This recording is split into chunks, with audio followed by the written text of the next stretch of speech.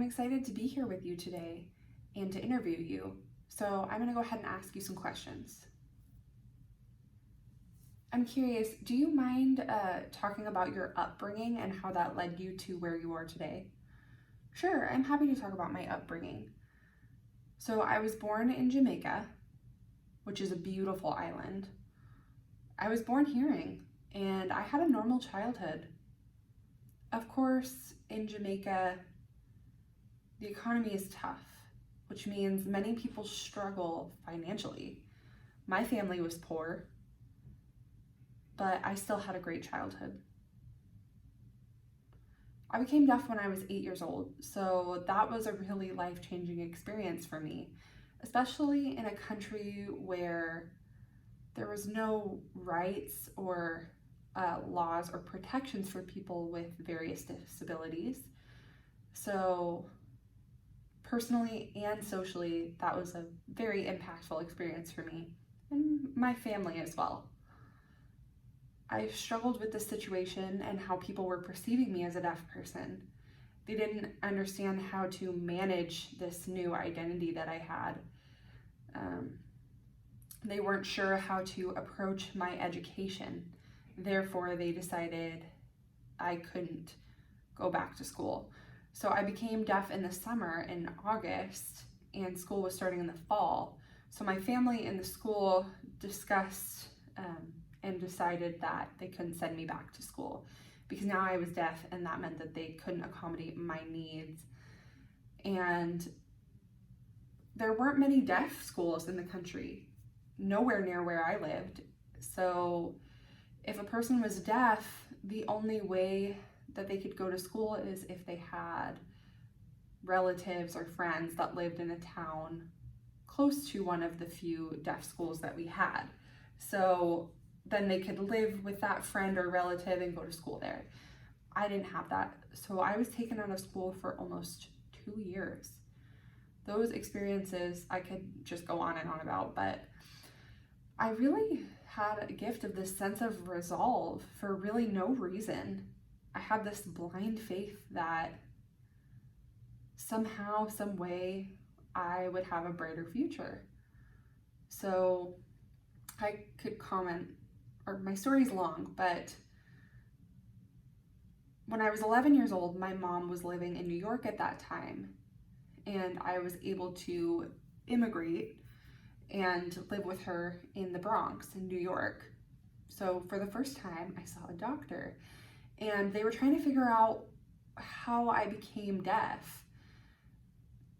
But it had been such a long time, too much time had passed, so they couldn't figure out what had happened and caused me to become deaf when I was 8.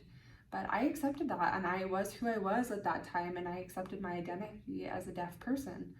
That was also the first time I was enrolled in a deaf school, and it was really strange meeting different people that were having the same experience as me as deaf people, but I couldn't communicate with them, and so that really inspired me to pick up the language really quickly. Lexington School for the Deaf gave me perspective on my identity as a deaf person, and I was able to see that being deaf doesn't mean that everything's impossible. It doesn't mean that I can't experience life in a visual way. I had a visual language, a visual way to learn. There's culture related to being deaf. So it helped me to really embrace my new identity. Lexington School for the Deaf gave me the opportunity to pick up on my strengths through sports and being involved in the community and different organizations, and realize things that I never thought were possible for me.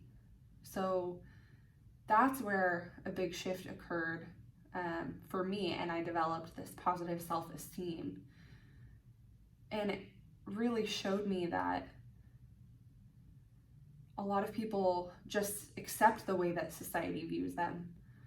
But all of us have God-given potential. We just need to tap into it and really build that potential. So I was lucky that I was able to overcome and triumph all those obstacles.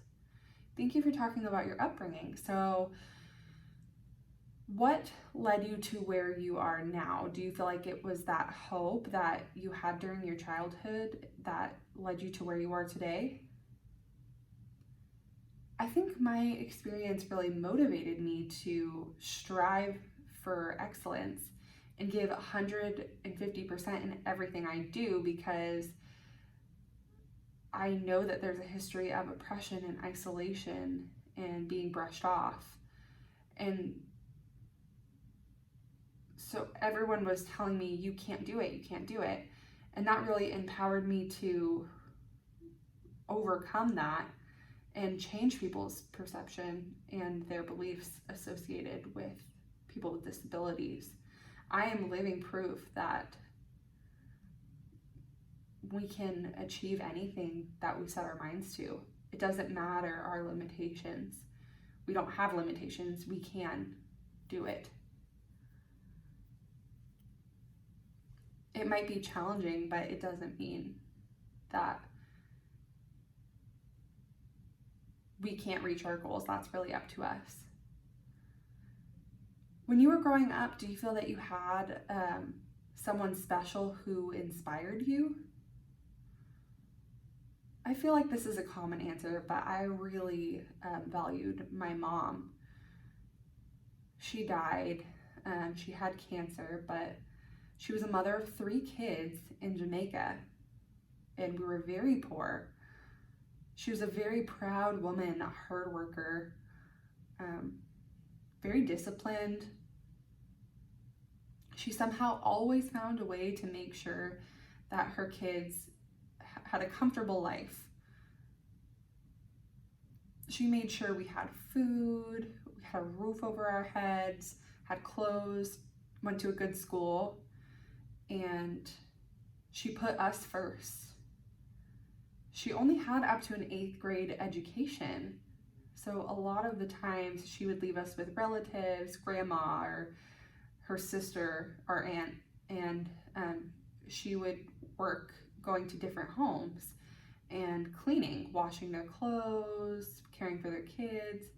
And sometimes she had to go far for work. So because she was working in other people's homes, it means that we were constantly jumping around from home to home.